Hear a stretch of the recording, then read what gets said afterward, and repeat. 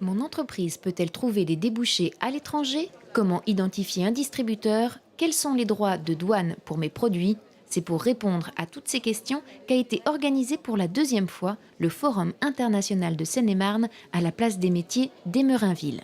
Une opération qui intervient dans le cadre de la semaine Fête de l'international, proposée par le réseau des chambres de commerce et d'industrie de Paris-Île-de-France et qui permet aux chefs d'entreprise de trouver un soutien.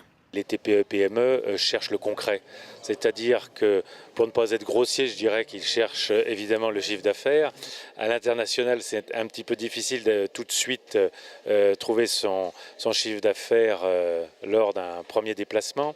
Mais ils recherchent l'accompagnement, connaître les missions, les salons en France et à l'étranger, savoir comment ils seront subventionnés ou aidés financièrement pour toutes ces actions. Et les PME recherchent moins l'aide financière que l'encadrement. La Seine-et-Marne se situe au 5e rang des exportateurs franciliens. Le constat est le même pour les importations.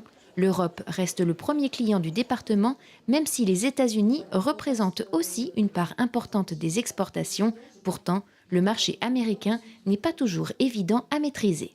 La plus grande difficulté, je pense, est une difficulté en fait de savoir cibler un peu quelle région approcher, de comprendre en fait l'aspect continental et de sélectionner une première cible d'approche et de déterminer quel est le réseau de distribution le plus apte pour leurs besoins.